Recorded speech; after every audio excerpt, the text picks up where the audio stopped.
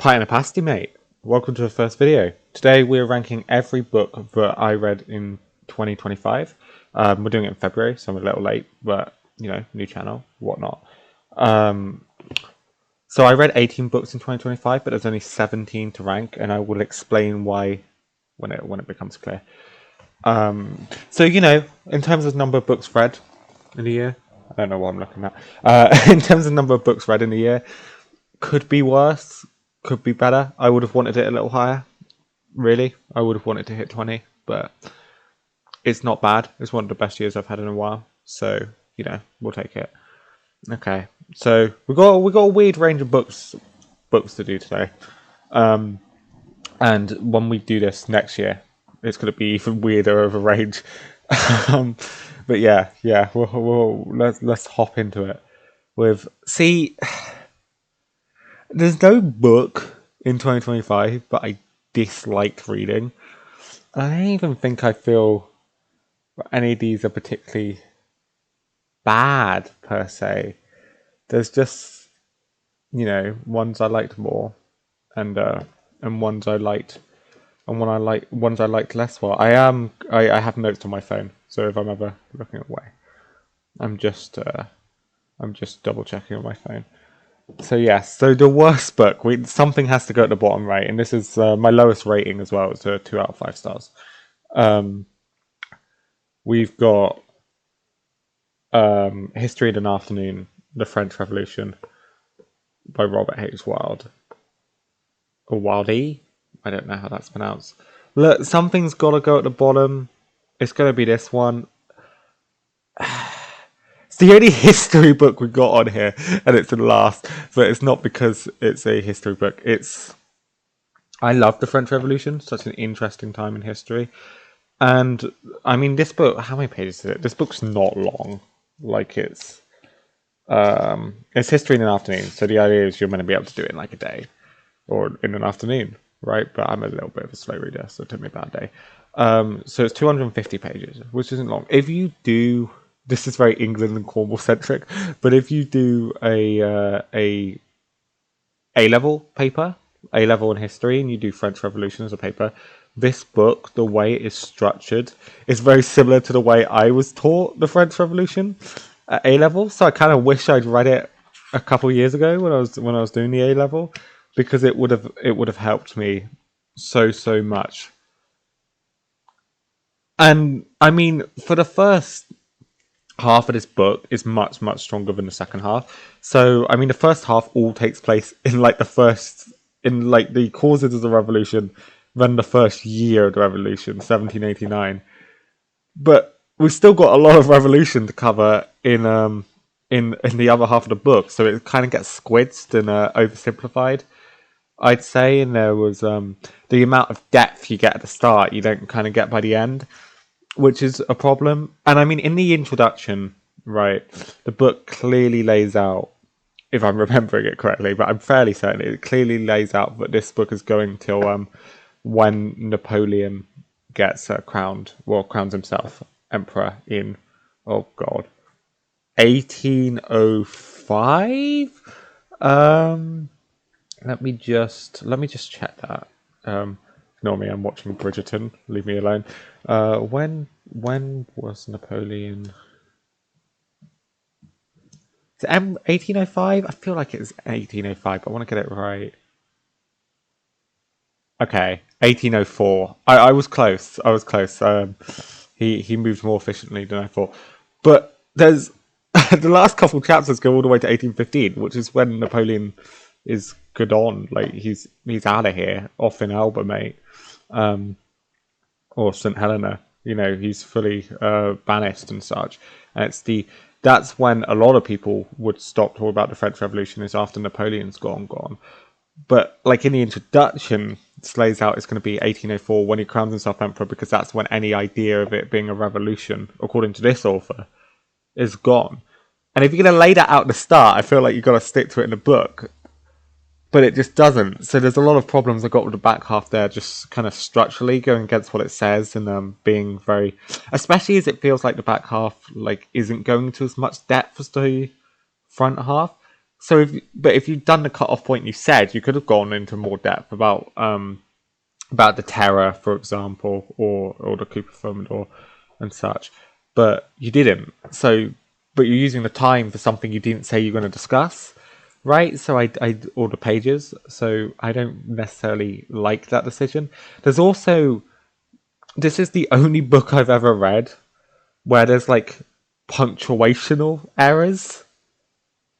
Or just punctuation errors. Punctuational is not a word, but I'm not writing a book, all right? You got to proofread a little bit, and punctuation errors are a little bit egregious. There's a typo in there, if I'm remembering rightly. I think it was 1814 was written as 1914. I might be slightly off with that, but there was definitely a year where where there was a typo. There's a section near to the beginning of the book where it's talking about finance ministers, and it says the wrong finance minister. And that's not me being like, I know the French Revolution better. It's just within context of that part. It's very clearly talking about this one guy, and then he accidentally calls him the name of a later finance minister. And it's like, yeah, as you read it, you can kind of correct it. But also in terms of like quality of the book and reading experience, you don't want you want what's in the book, especially a history book, to be right. You don't want there to be typos. You don't want there to be names getting mixed up. It only happens once, but it's just like stuff like that could so easily be solved.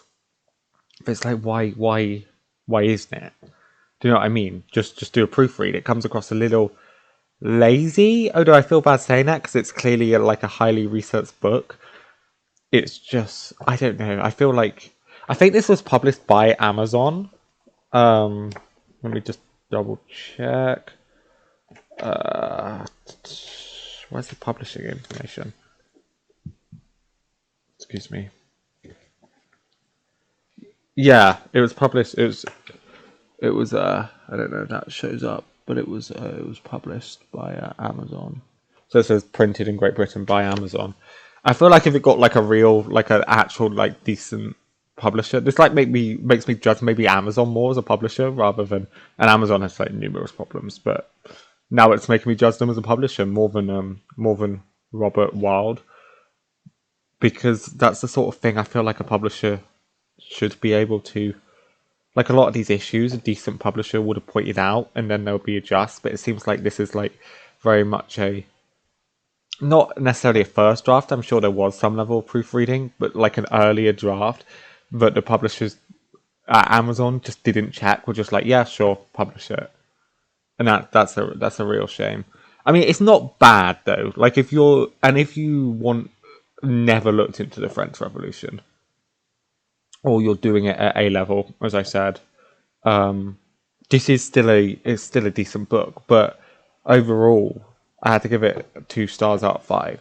Like I still liked it though, but I think quality wise, it's just a bit lacking for me. And I knew a lot of the stuff in here, not to, like, that makes me sound like super arrogant, but it's only because I had to do it for exams for a couple of years. But then that was nice though, because I hadn't really looked at that kind of stuff in a long while. So revisiting it, reminding myself of it was still really pleasant. This is a really difficult book to say whether I'd recommend it to people because the problems are quite big.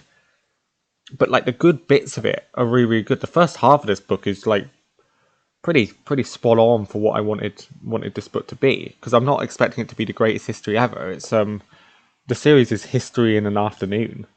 Like this is meant to be like an introductory history. So I mean, yeah, I mean that's in last place. Something had to go in last, right? And next, go to a completely different tone. We've got a Doctor Who book. We've got Ruby Red. By who's it by? Georgia Cook. I really like this cover art they've got going.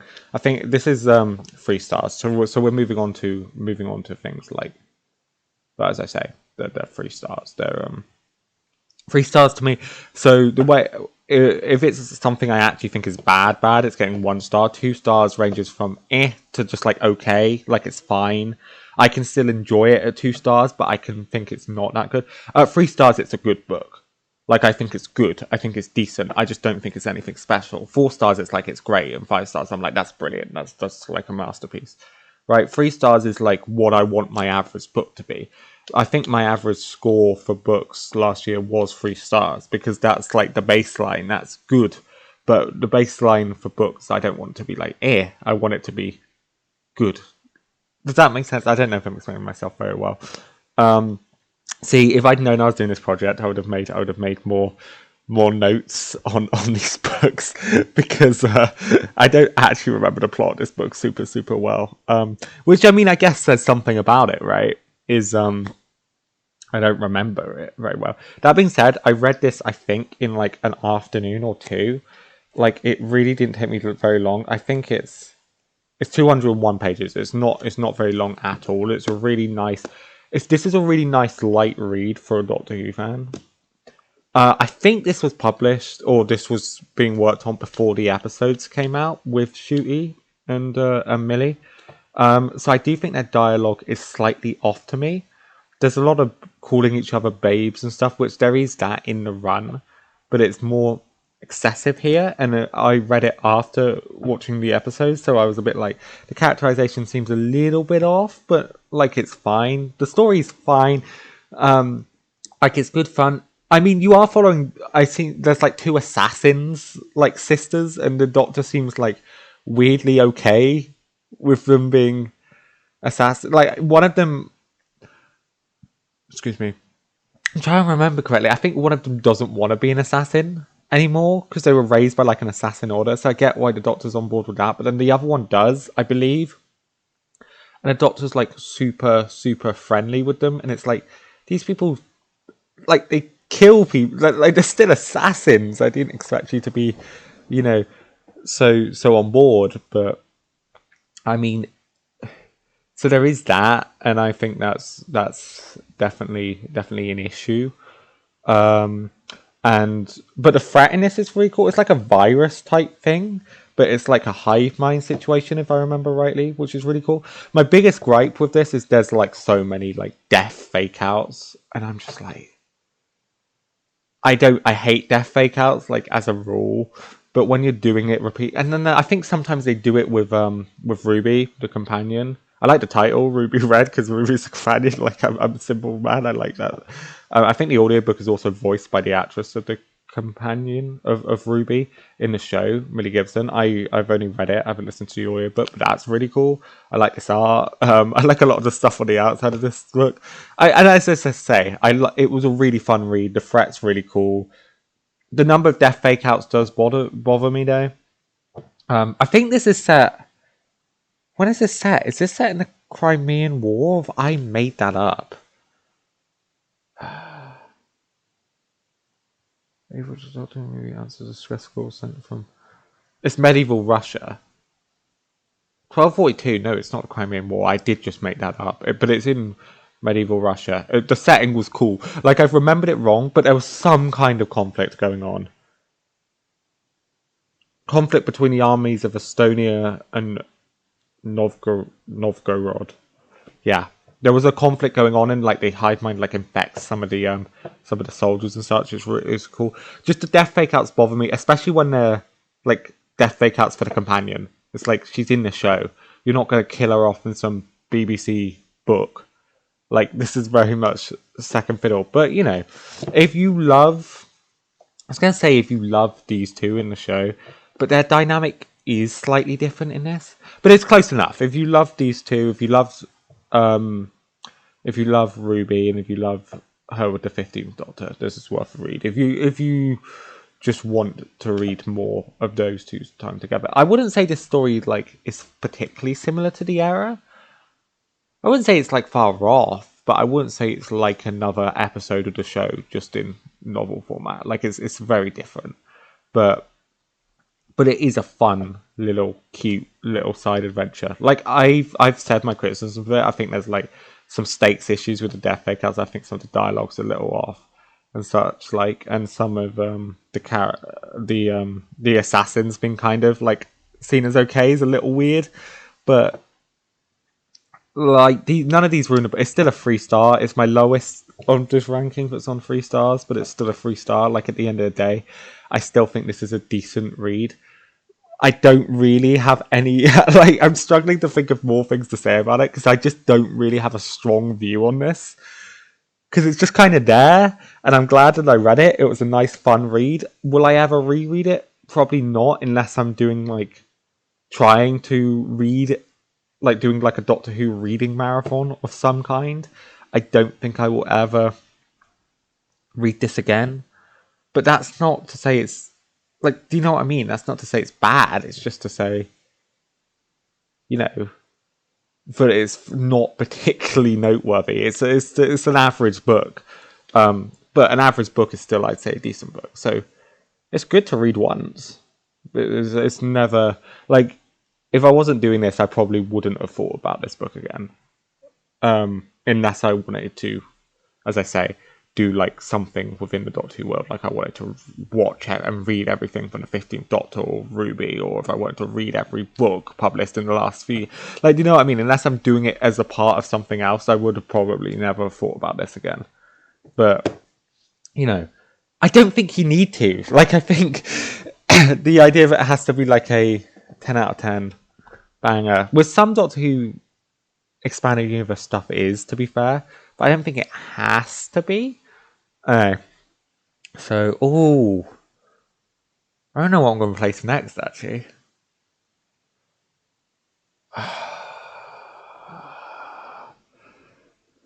We're gonna. I feel like this is going to be my most controversial take. Adventures of Tom Bombadil. Tom Bombadil's kind of a jackass in this. I really like it. Like the poems are beautiful. There's lots of different poems. 2 of them with Tom, a lot of them without. Tom Bombadil is just kind of an asshole. Like he just goes around like fucking over these animals. Like no, they try and fuck with him a bit, and then he just punishes them horribly in like the first one, and then the second one he's like on a boat and he like fully like just prods like an oar into like the side of an otter or something. And like again, I should have made notes really if I knew I was doing this, but I had the specifics down. But it's like it's hilarious, but it's also like I don't know. I wasn't expecting Tom Bombadil to be such an asshole. I will say the illustrations are beautiful in this, and some of how the poems are written are beautiful. A lot of the poems are really, really good. I don't think the ones about Tom Bombadil are particularly that similar to him in Lord of the Rings, how I remember it. But I still think they're good. I just think he's a bit of an ass. And it does kind of sound like he like kidnapped his what's his wife called? Goodberry? Goldberry. Is it Goldberry? Is it Goldberry?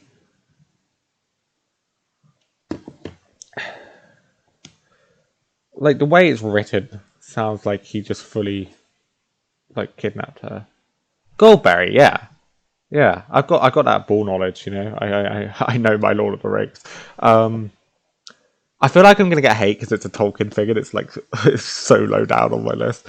I just don't like these poems aren't just like that interesting to me, and the fact that Tom kind of does some stuff that I feel like it's a bit fucked up makes it a little bit more of a hard sell for me. But I still think it's like this is one of those things where I think it's like very well written.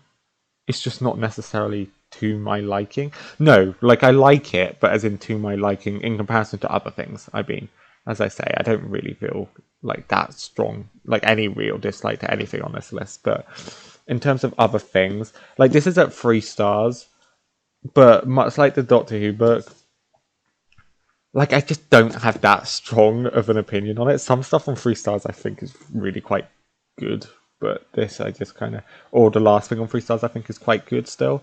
This I think is like well written. I just don't really think it's for me. And to be fair, my experience of this, because I will be rereading this year probably, because I'm going to try and read everything Tolkien's ever written this year for a project on this channel. But I do feel that I kind of went about reading this the wrong way. Like each poem has like a commentary on how it was written, like at the back of this, but I read all of the poems first and then all of the commentaries after, which is how in the table of contents Nice art. There's good art throughout this, but that's how in a table of contents it's structured. But I wish I had not read it in order and just read the poem, then read the commentaries, like for each adjacent poem, because the poems are 110 pages, and then you've got so much commentary.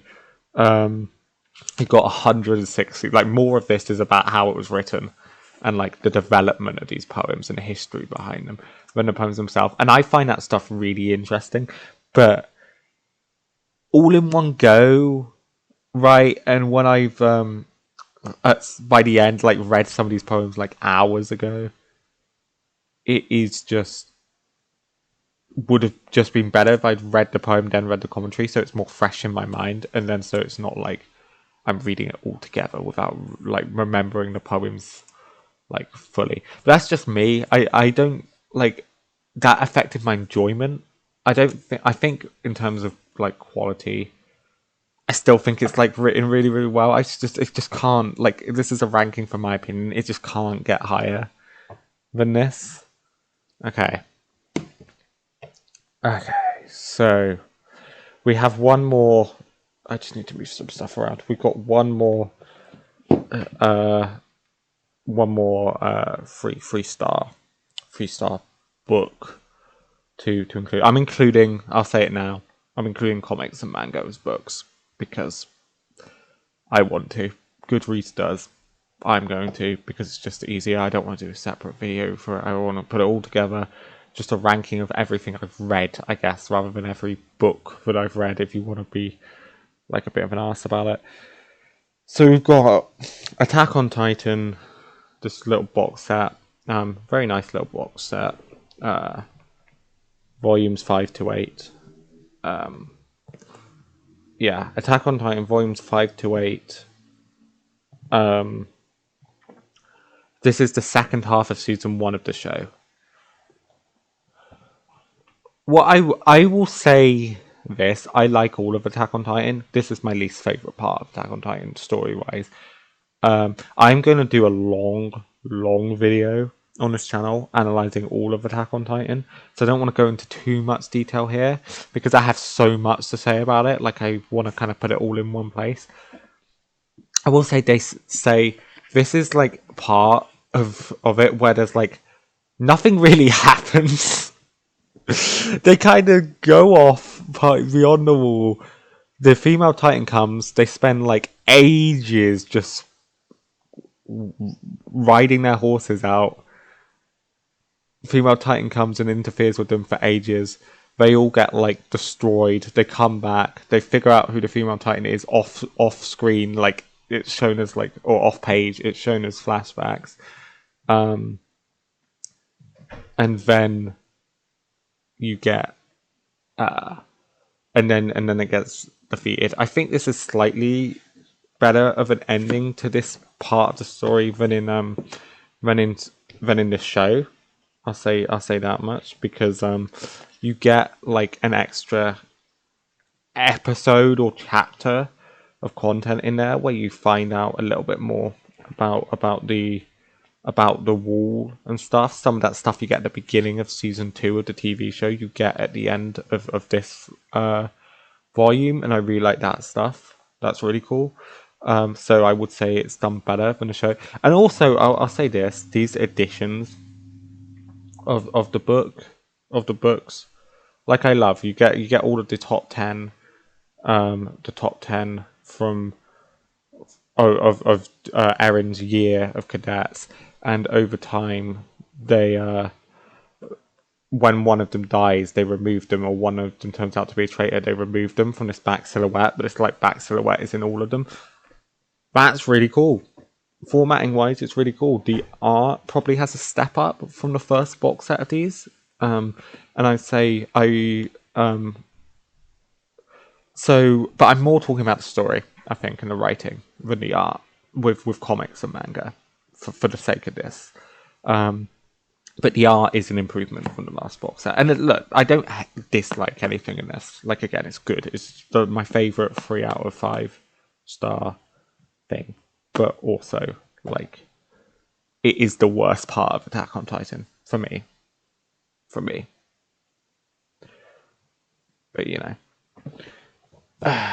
so that's that. But I don't feel like that's a hot take, but that's the worst part of Attack on Titan, except those people who like really hate the ending. I feel like that's like still like a pretty mellow take. Right. We're moving into 4 out of 5 star territory. God.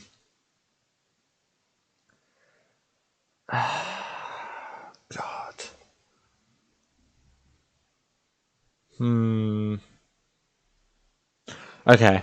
Okay. See, this is where the ranking gets a lot hard because there's a lot of these. There's not like that much in it. I think.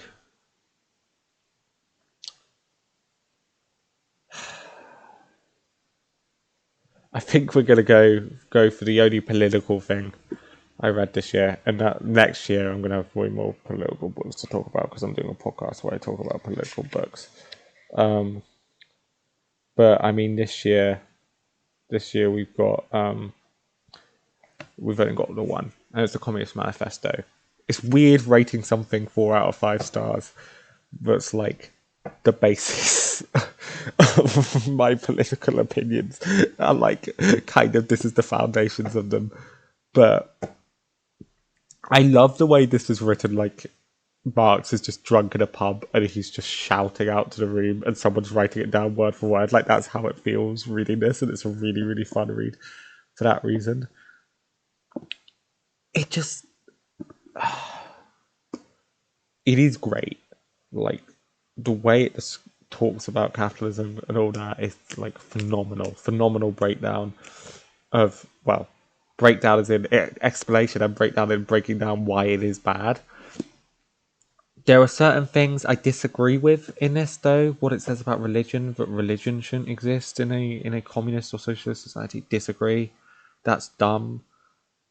Like, I think there was a lot of problems with super organized state religions at the time of writing. Very orthodox state churches, rather than the problem being that they're an orthodox reading. I mean, more so that it's like it's tied in with the state and tied in with a lot of the monarchies across Europe at the time, which means I think there's a tendency to go, well, then a religion can't exist separate from that. And I think we've proven now, still in capitalism, that they absolutely can. And I think, to suggest that is kind of off. I don't love the description of like how I think there's like I think this really works more so as a great bit of starting literature if you're interested in these kind of far left ideologies, if you're interested in understanding like the issues with capitalism from a very theoretical level. But it doesn't go into that much detail of like specific examples, proving it with facts and figures. It proves it more with philosophy, which is still valid. But I want the facts and figures. Do you know what I mean? I want those statistics and the economics, and I want the descriptions of what comes after to go a little bit further. And this book kind of tries to. And I will say this is separated into 4 books. A lot of this edition is the prefaces, which I haven't read because I read this initially in a different edition. When I reread this, probably this year, I'll read all the prefaces. So I'm only talking about what Marx and Engels wrote. But it's split into 4 sections, and sections 1 and 2 are so freaking good. It talks about how capitalism started, how it transitioned from feudalism to capitalism, a bit like that. A lot of like, you will understand, I think, like if you're someone who's like maybe more liberal on the political spectrum, is still a capitalist but believes a lot of the issues with capitalism can be fixed under capitalism. The first 2 sections of this, particularly the first one, if I'm remembering correctly, again, I didn't make notes because I didn't know I was making this video, really like dispel that belief. Like they really break it down and show why that can't work, and that was great to read. Like that really taught me a lot. It's just it gets worse and worse. It starts off really, really strong, and I don't think it's ever bad, but like the third part is like talking about different kinds of socialist theories before this and why they don't work, but they're not socialist theories but it really exist anymore at all, and haven't really existed like since before the Soviet Union. Like since this came out, no one really was a feudal socialist. So reading it now, it's more of like a historical interest. But when I'm here for like to try and get great political points, I don't need much description of this because this isn't something that even is an option or really exists in any kind of space in the political zeitgeist, like currently at all. And then it talks about the position that Marx and Engels had on current political parties at the time. And again, historically, that's really interesting. But in terms of how high I can rank it, like that stuff isn't as interesting as the bits in this that are timeless, right? Talking about the problems in starter capitalism, talking about the need for communism, as they called it. I'm more of a socialist, but like I'm not a Marxist, but like this is foundational. A lot of that stuff is timeless and really, really interesting.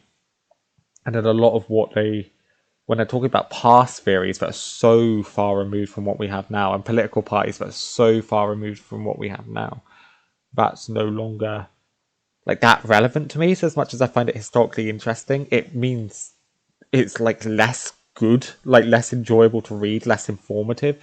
So it doesn't make anything that I've read less enjoyable, and I wouldn't say it stops the book.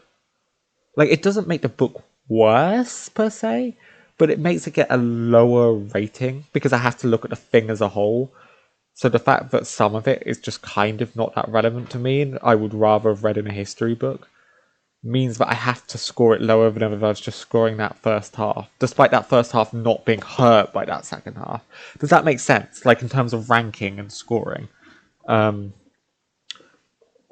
that's why, I mean, it's 4 out of 5. It's still amazing, but that's why it's at the bottom of this of the 4 out of 5s. Like that's why it is where it is. I just can't rank it any higher, like as much as I want to.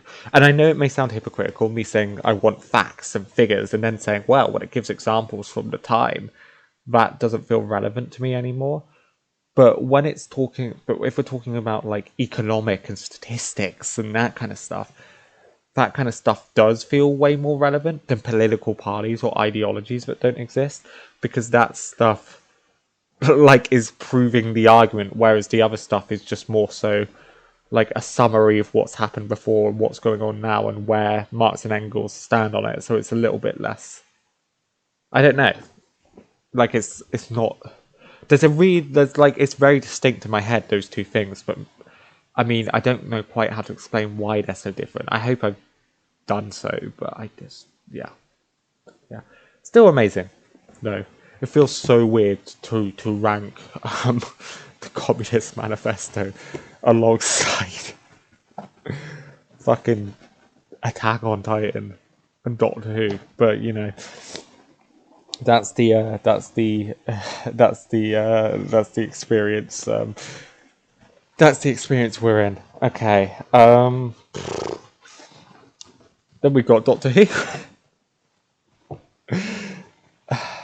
Then we've got Doctor Who. We've got We'll do the Target novelization with illustrations. That's how I read it. Of Rose by Russell T Davies, who wrote the original episodes. Current showrunner, was the showrunner at this time. Great book. Beautiful illustrations. Really adds to the episode. An episode that isn't my favourite. I think it's a great start to the show, but I think there's a lot of problems with it. If you look at it outside of the context when it comes out and outside of it setting up the whole show, which you kind of can't really do fairly, but if you do and just talk about just purely the plot of the episode, I've always found that a little weak. I wouldn't say this fixes it, but it makes it better. And the Autons are more interestingly used in this than they were on TV. It's a little less cringe than the TV episode was. There's a lot of added scenes and small changes that are really, really cool. It's just a great, great read. Great read. Really understands the characters. Adds lots to Mickey in particular, which is crazy. I was expecting Mickey to get much focus, but it really adds some stuff to Mickey. If you're a Doctor Who, like this is great. And the illustrations are beautiful. It implies that Boris Johnson is a plastic Auton alien thing trying to take down the world, and I love that. Slay. So yeah, absolutely. Again, all of these 4 out of 5s, Communist Manifesto, this, and what's coming after, they're all fantastic. So, yeah. I mean, it can't go any higher, but I don't necessarily have any problems with it. It's the thing now, we're getting into things that I really do not take issue with. And even some of the ones that I do take issue with that are coming up, their pros are like so strong, but I can't rank them any lower. Even like this I have no issue with, but its highs aren't as high as the other things, which I think their highs are so high that any issues I have with them kind of become irrelevant. Sorry, just dying slightly. Okay, so, what do I put next? I'm torn, guys. I think we do the final Doctor Who book, another novelisation. But there's like, actually, although they're both 4 stars, there's such a, this one's, like, I'd say significantly better than Rose. This one is a novelisation of the second ever Doctor Who story, The Daleks, but it also kind of retcons the first Doctor Who story. It goes wildly off script in several different instances. Sometimes it follows it pretty well. Sometimes it does something completely new and different. But as someone who's familiar with the old story, I like to see a different interpretation. Why not? Only like diehard Doctor Who fans are like reading the books anyway. So why not do a different interpretation? I prefer the art more in the other one, just because this art makes the Daleks look like their modern designs a little bit too much. Sometimes it's accurate, but I want it to look like the 60s designs when it's a 60s story. But in terms of the content of the story, some things are like so far different, including the introduction to the companions. Completely gives them a different origin. You know what? I love that. Do something different with it.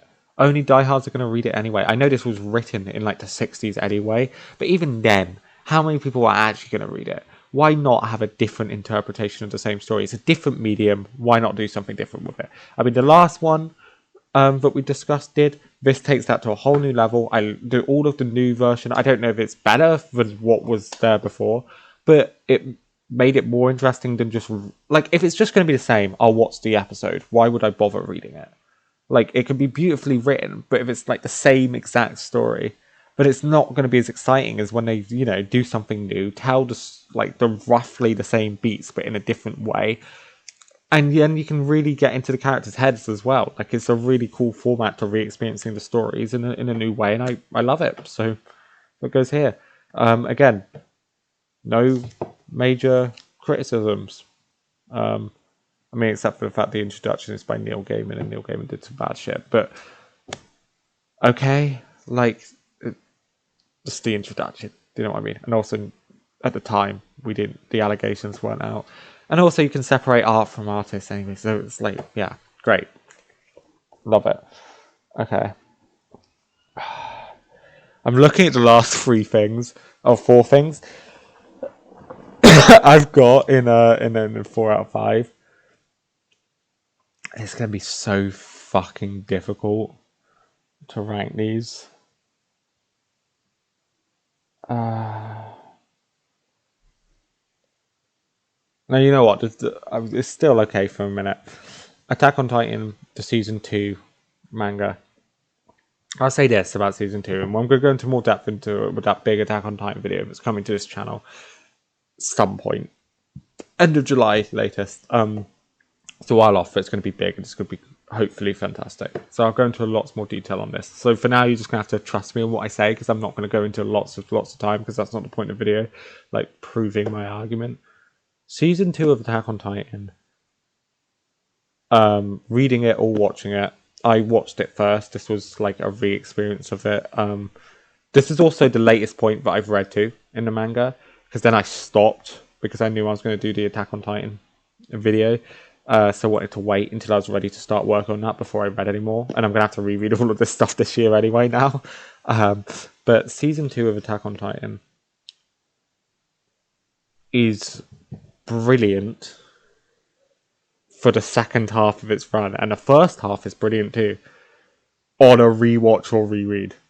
The first time you watch or read Attack on Titan Season 2, I feel so confident in this point, but I feel like everyone who's like a big Attack on Titan fan won't really remember their first point, and I'm right.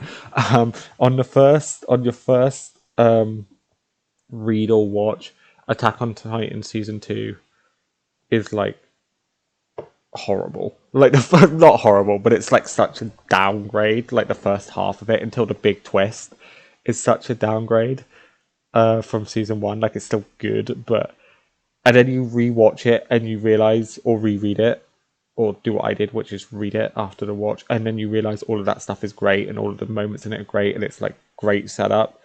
But they've still, the fact of the matter is, you could have made that better for first time watchers and readers. I really believe that you could. Right, this is the problem. Sorry, I've just been interrupted like twice. It's not. What was I saying? The problem with the first half of season 2 and the story, manga or watching it, is that it feels like filler. It feels like fluff that doesn't need to be there. It feels like good filler, but the biggest criticism you can levy on anything that's in that season 1 part of the story is that in the case of the second half, as we talked about, nothing really happens. I mean, it does happen, but it's like stretched. It feels stretched, but it feels like it just doesn't feel as tight as it should do. But it doesn't feel like filler. Like, not a lot happens in a long period of time. Some of what happens in there is really important though, so you kind of, they're like, okay, maybe this is a little stretched, but it's all good, it's all important. You're watching this and you're like, or reading this for the first time, you're like, why are we dealing with, why are we wasting our time, right, with a Sasha side story, which is peak. Actually, no one's thinking that because everyone loves Sasha. I used the worst possible example. Okay, why are all of the main characters like halfway across, still in the center when all of the action is happening, with everyone's least favorite side characters? Like, other than Reiner, at the start of this, when you're first watching it, no one cares about Bertolt or Ymir or Connie or Krista at the time. Now, Krista's my favorite character, and again, I think all of that stuff is great on a redo. But when you're experiencing it for the first time, you feel like you're wasting time. You feel like you're on filler. You're like, oh, let's see what the side characters are doing. And then you're like, why are the characters I care about not near this new Beast Titan? Like, this cover lies to you, okay? This cover's so fucking silly. I love it so much. But Eren and Mikasa are nowhere near the Beast Titan. So it's like, what are we doing here? That's what I think. At least when I watched it for the first time. On a re-experience, all of that stuff is great. Which means a lot of my criticisms kind of undo themselves in the sense of they're not as big of a problem as I thought, because all of that stuff does need to be there. But there was a way that you could have presented this to the audience, could have in the manga, because the manga came first, right? That's what we're talking about. But it's the show and the manga are like the same thing, so I'm using the terms interchangeably. But there's a way you could have presented this to the audience without it feeling like irrelevant, without it feeling so unnecessary. So, I mean, I don't know quite how you do it, but I'll go into more detail about it somewhere else. Well, in that big Attack on Titan video. But you could have presented it in a way where it doesn't feel like filler. Where it doesn't feel like so unneeded. So unnecessary. Like you're wasting time and dragging your heels. When it turns out it is all really necessary. Like, this should have been... I think, largely, this problem might even be the fault of Attack on Titan like the first season's part of the story, particularly the second half, where you don't really spend much time with these side characters. But it's in this part. So that's why this is capped as low as it is. Even though there's some brilliant twists in here, the second half is great. The first half is great with that context after you already know where the story's going. There isn't really much wrong with it. Like, on a re-experience, there's nothing wrong with it. It's just that first time is like such like a ugh, like a stop in the pace because you feel like you're wasting time on a first experience. But that's a problem, and it's not just me who's experienced that when looking at Attack on Titan. So I feel like I have to cap it here. I have to. So yeah, that's where Attack on Titan season 2 is going. Some of my favourite moments of the show, and it's going below the next thing, which is the first half of season 1. Now, in terms of this has the worst art out of any. It improves by the end of this box set. Volume 4, the art is taking a massive improvement. But, like, Volume 1 in particular, some of the worst art of any of Attack on Titan, and it's not close, that I've read so far. But the first half of Attack on Titan is so tight, man. It's done better in the manga than in the show. The show does it a little differently and just puts things in different places than the manga does. And the show also takes some liberties, adds some stuff. But I don't think that's great. That isn't that great. But the Battle of Frost, which is most of this, is so tight. This is the only time Attack on Titan, it's an entire run, balances all of the characters. Like, actually gives all of the characters something to do and is good for all of them without just, like, forgetting half of the cast is there. It doesn't, by the end of this part of the story, like, part 2, it doesn't do that, which leads problems to season 2, because it feels like you're with a bunch of people who don't matter. This is the only time it does it, like, correctly. Battle Trust is the only time, like, all of the characters are done, like, phenomenally. It's the only time. Like, even Connie has stuff to do here, and then he's not important again till like season 4, and even then, like, for like an episode or two. I haven't actually read that bit in the manga, so maybe it's different, but in terms of what I've read so far and the show, this is like the only time where it's like no notes on the character stuff. Even some of the scenes that I thought were horrendous the first time through don't even like pull it down in the same way that they do in season 2. Like, there's one-off scenes in here that on a first read or watch, the character writing seems bad, but they're so like fleeting, such short bits, that they don't really affect your overall enjoyment at all. The way that season 2 just does, by having like half of it feeling like unnecessary until you get to the reasons why it is. And those scenes are also like turn out to be perfect with the context of later seasons. Like, once you figure out what's going on, those scenes are perfect anyway. So that's like such a half criticism. It doesn't really affect it the first time at all, unless you're like me and just like overanalyze it and like, oh, that seems a bit dumb because they're so short. But then actually afterwards, you realise they're some of the best written stuff in the series. Again, I'm doing a full video on this where I'll explain it better and in more detail, and not just whiffing it off the cuff. But this isn't the peak of Attack on Titan, but in terms of balancing its characters, it is, and it's the best part of Attack on Titan that I read in 2025. I didn't read any more of it other than those 3 box sets in 2025. This tower of books is getting very precarious, so we will see if it holds. I might have to start making a second tower, but we'll see. Right, what are we on to now? I thought this was going to be at the top of 4 out of 5 stars, but it's actually not. We're gonna like, coming to ranking it, I have to put it below what comes after it. Discworld. Oh, cheese and crackers. Discworld, The Color of Magic. By Terry Pratchett. This book is so fucking funny. This book is so funny. It's so witty. It's so sarcastic and satire.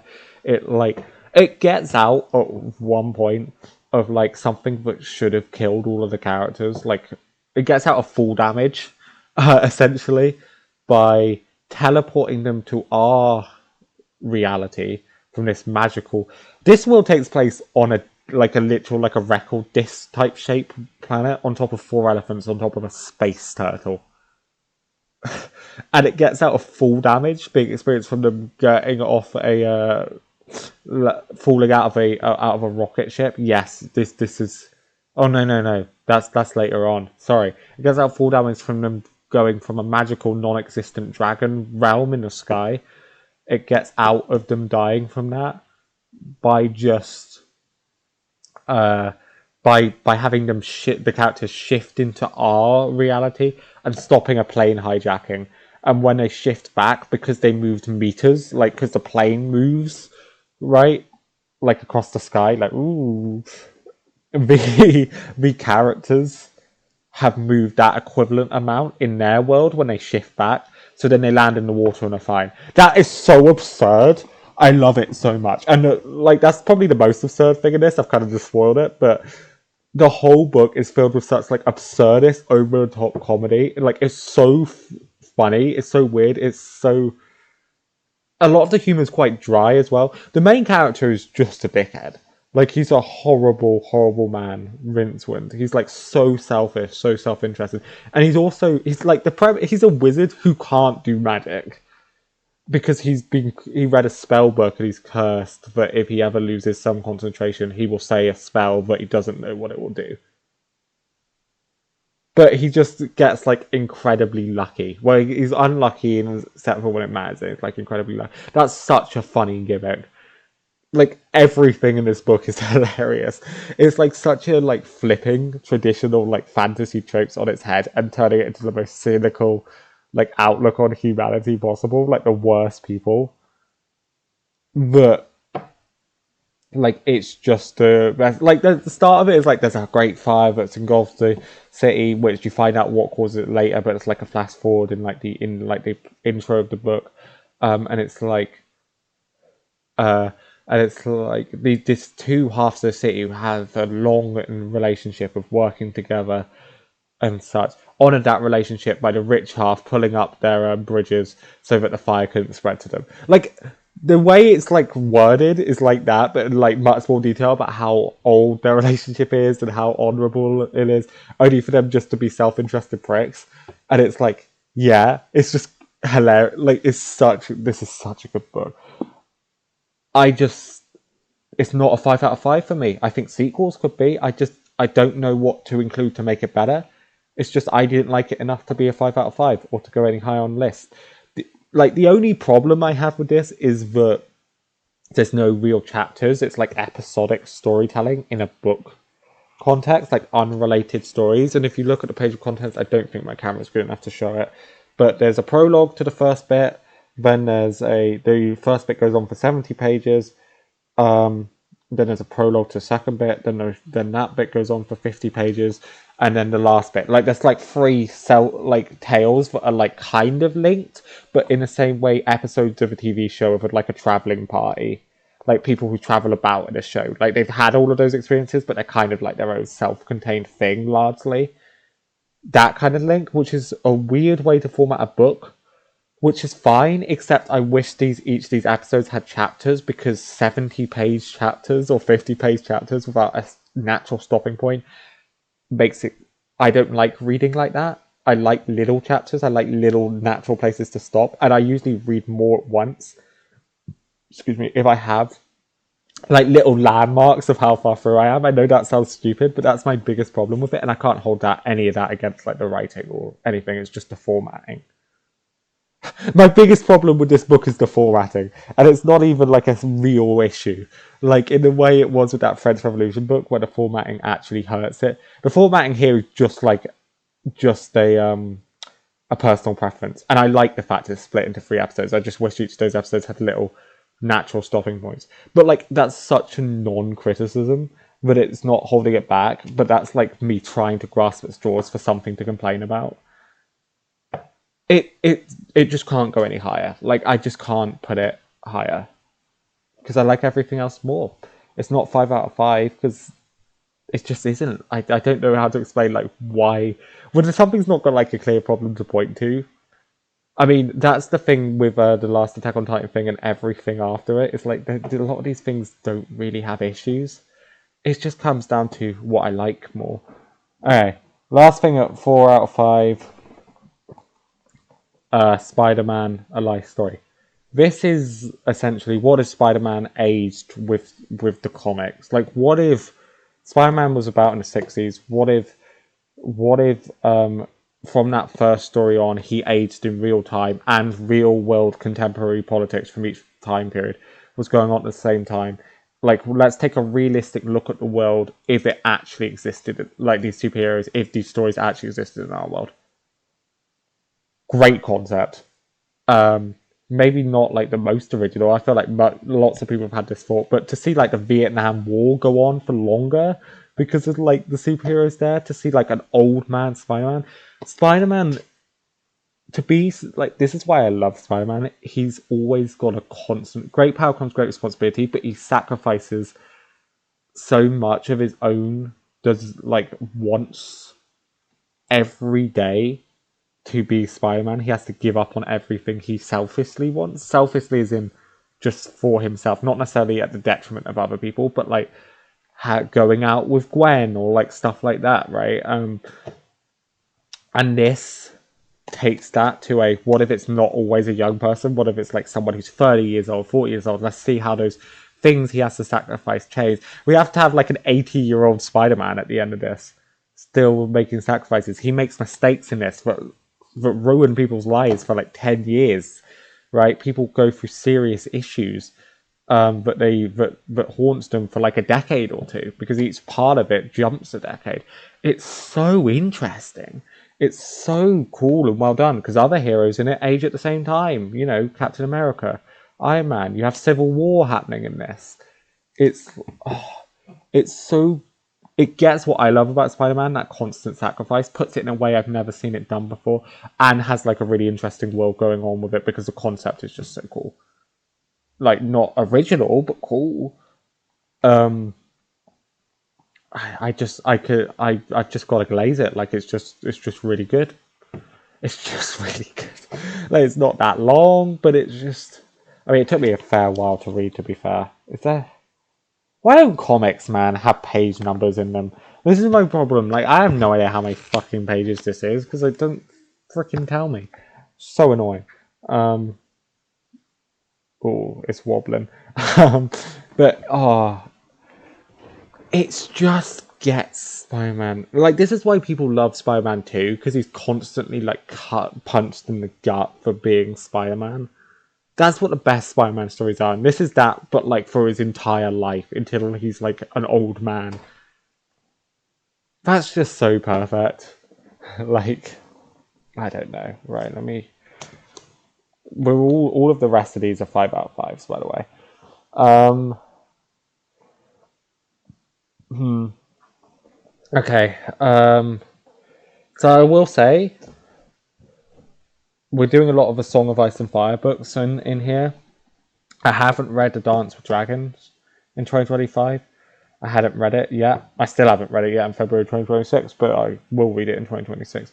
And I read A Game of Thrones in 2024, but the rest of them will be covered. The worst of those books, probably the worst, the Song of Ice and Fire book, it's still at 5 out of 5. A Clash of Kings, or season 2 of the show. Season 2 changes a lot from this. Season 1 and book 1 are kind of like completely on the same track. Season 2 changes a lot of stuff. Some things in season 2 of the show is better than this. Like Arya's story in season 2 of the show with Tywin is better than most of her story here. Although I like the start of her story in this better when she's wandering around. She wanders around for a bit longer with like Hot Pie and Gendry and stuff in the Night's Watch. I like that bit better, but for the most part, her story in the show is better. But everyone else's, like every other change in this, is better. I mean, you don't see things from Robb Stark's point of view at all, but I like that more, to be honest. So I guess that means the person he marries doesn't get the same amount of characterization as she does in the, and she's like a completely different person when she is in the show. But even then, because you're seeing it from Catelyn's point of view, the story's trying to say something different. Like, A Clash of Kings, I don't know if he actually gets married in this book. I think he gets married at the start of the next one, but like it's implied that it's happened. The phrase starts to leave in this, and you're like, why? And you read the next one. I think I'm getting it right. Again, I didn't make notes because I didn't know I was going to do this. What I love about A Clash of Kings, Battle of the Blackwater. I mean, other than all of it, Martin is such a good writer. The Song of Ice and Fire is such a good series. But like standouts, Battle of the Blackwater, obviously phenomenal, better than the show, far better. Martin, the way Martin talks about war, like the way war is like written about by in this book or wrote about in this book. Sorry, I can't really speak. It's so cool.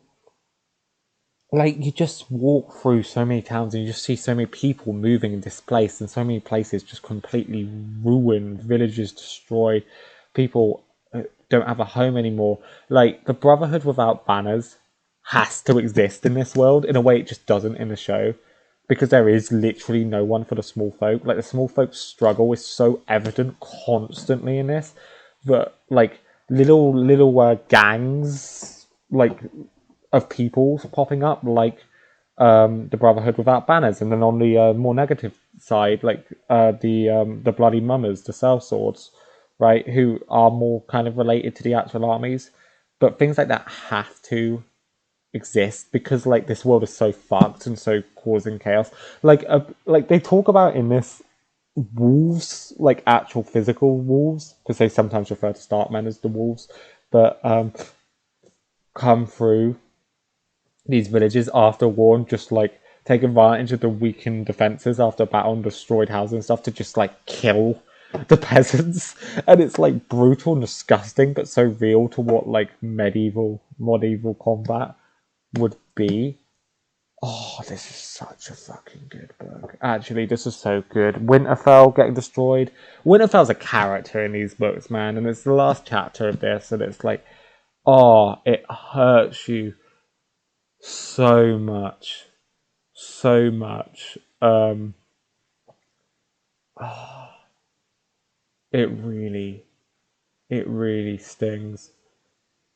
This book is just tragic, and all of the characters in A Song of Ice and Fire are significantly younger than they are in the show, because I think what Martin's trying to say is these kind of like feudal systems and feudal conflicts, like they affect the kids, man. They bring them in so young.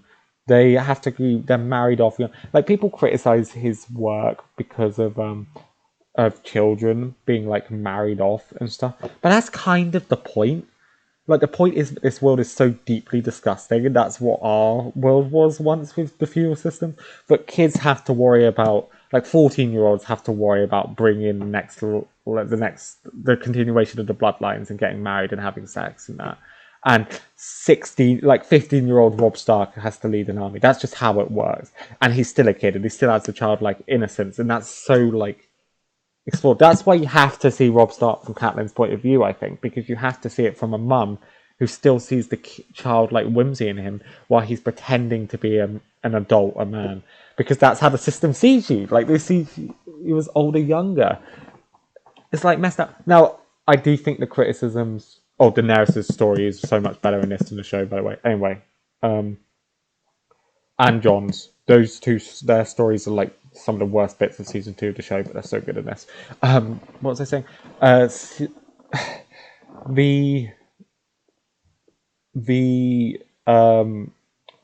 The criticism of Martin and kids being married off and having to have sex young, well, I do think it's necessary for the story he's trying to tell in the world he's trying to build to show how messed up it is.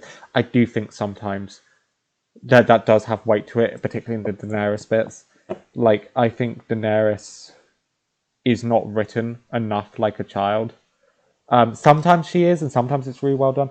But I do think she's a little bit over-sexualized, even with the context of that. Now, the show does her worse in season 1 compared to the first book, but I do think that the series describes Daenerys' body. Even though they're way more tasteful than the show is when it comes to sex stuff, it describes Daenerys' body way more than is necessary still. And I think that's silly. Like, I mean, you still Daenerys is still like a 14-year-old. Like, even if the point you're trying to make is that they have to grow up, like, I get it. I'm for that. Sometimes I think it goes a little bit like that doesn't need to be there to make that point. To explore that. But that is a minor criticism. I say minor, it sounds like a bigger deal than it is because times like that come up less, is what I mean by minor. When they do, it makes me feel a bit uncomfortable. But Martin is such a beautiful writer. His descriptions are so good. This is so good. The reason it's not higher is just because it's not as good as other stuff. Like, I'm sorry, it's just not as good as the other stuff we're going to cover, and that's okay. This is still phenomenal. I'm gonna put this up here. Oh, it's shaking. Oh, it's shaking. I don't think we can put anything else up onto there. We're gonna have to put these somewhere else. Okay, next up, we do have a Tolkien book high up before anyone gets on it. People are gonna dog on this so much. I feel like my ranking Letters of Father Christmas being like one of my favorite books of 2025. Man, this book is so beautiful. The letters he wrote as Father Christmas to his children, and you can see how the World War II is affecting the time of the writing. You can see Tolkien world builds as well. Tolkien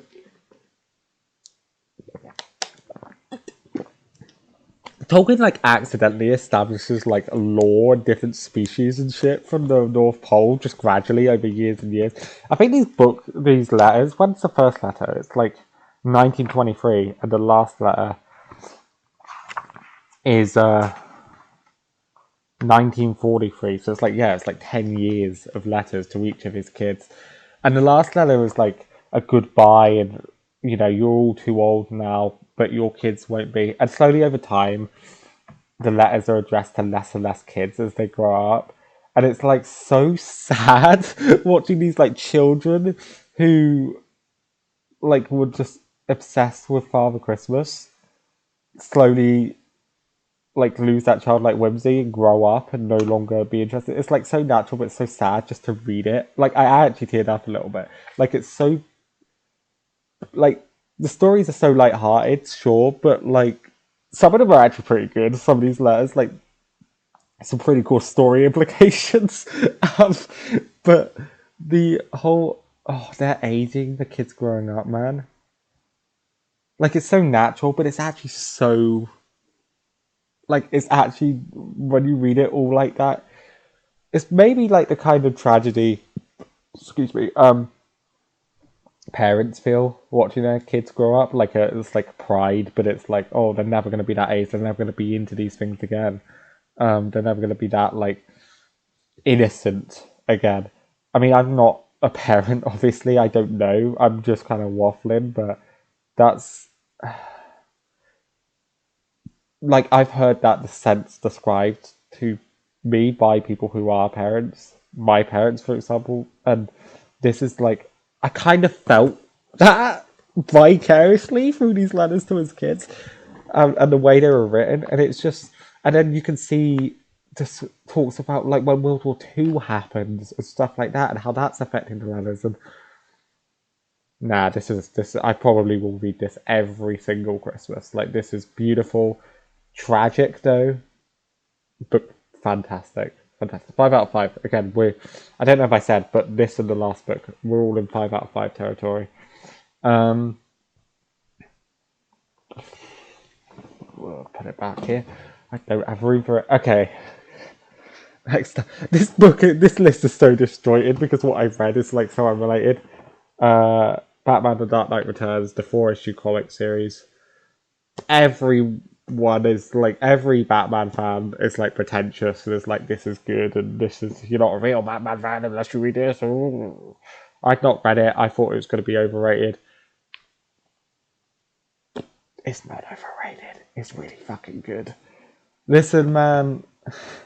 Batman's pretty cool.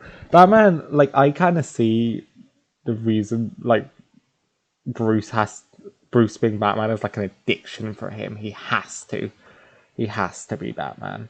He has to. And this is an old Bruce who's like, it's like an addiction. It's like, according to him, he has to go back to being Batman. Bruce Wayne is Batman. Like, he can never really have a life outside of that, in my opinion. And this is what this shows. But this is a darker Gotham. This is a fucked up Gotham. This is like a Gotham, 40 years after Bruce started being Batman, which might be the idea. It's probably 40 years after, now that I think about it, Batman first started. Batman started in 1939. I think this takes place in the 80s, so it's like 45 years. So it's kind of similar to Spider-Man Life Story in a way, but like it's political. It's Superman is like a fraud of the US, or like a tool of the US government. Superheroes are outlawed. A bit of Captain America Civil War, the movie vibes there, but much, much better. I'm doing that film disservice, or doing this comic disservice with the comparison. Also, the art is like fucking stunning. Like, oh, that is so beautiful. Like, consistent. Batman is like such a dark figure, and the villains in this are like so fucked up, and it's all like so tragic and like wrong. Like, it's so raw, and it feels so like this world. Like, when Martin writes in A Song of Ice and Fire, I said before, it feels like a fucked up world, but the Gotham in this, like, this is a Gotham that needs Batman but doesn't deserve him. Doesn't even deserve him. Like, that line in Dark Knight where it's like, I'm not the hero Gotham needs, but I'm the one it deserves. This Gotham doesn't even deserve Batman. It needs him, though.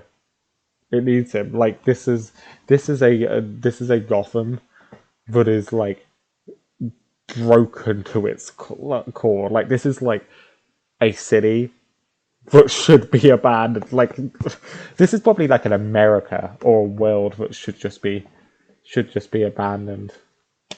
Like, it's like all so incredibly fucked up and disgusting. And there's like cults that form, like, and the cult then becomes a cult of Batman. It is so good. It is so good, but it's so deeply disgusting. Like, so many elements of it in like the best way possible. So, I'm going to do a project where I talk about the most influential Batman comics of all time, reading them as someone who's not who's a big fan of Batman the concept, but not a big Batman, or who hasn't really read any Batman. And I read that first for that project, and I'm gonna have to reread it because I was lazy and sat on my ass with that project. But this is like, it's so good.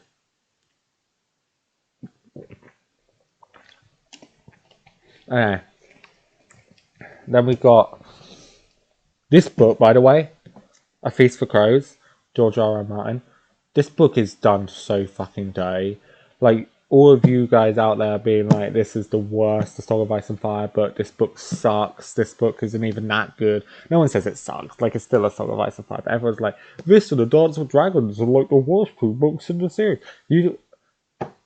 No one knows what they're fucking talking about, is all I'm learning.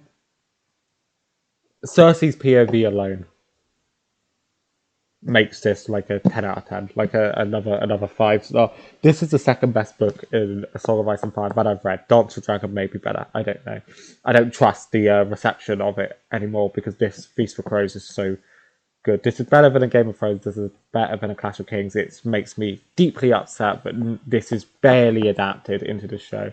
All of the plot lines are great. Cersei's perspective is just great. She is so like cosmically stupid, but like her resentment and stuff of Tyrion is like almost like a fear of him, because to her, he is literally the person who killed both her parents and her son, and she like talks about him being in the walls or whatever, and she is wrong. Nearly every call she makes is wrong, but in like the most so in character to who she is, and her believing she's smarter than everyone, and she just fucks things over for her own side. So she is probably the main character of this, and she is so good in this.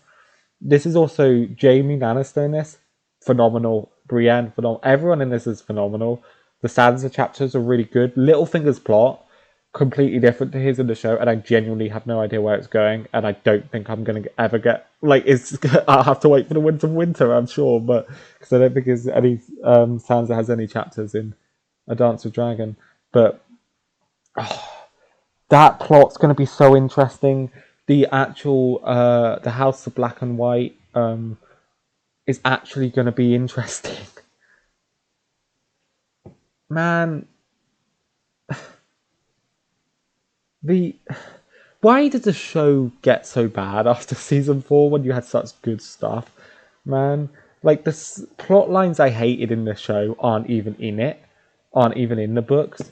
And then what the books have is so infinitely better and so easy to adapt. I don't get why you just wouldn't. It's right there. Um, and then you've got the Iron Island storyline again, fantastic. You have so many characters. Euron is a completely different guy in the book, and what was show Euron. What are we doing there? What are we doing here, Chief?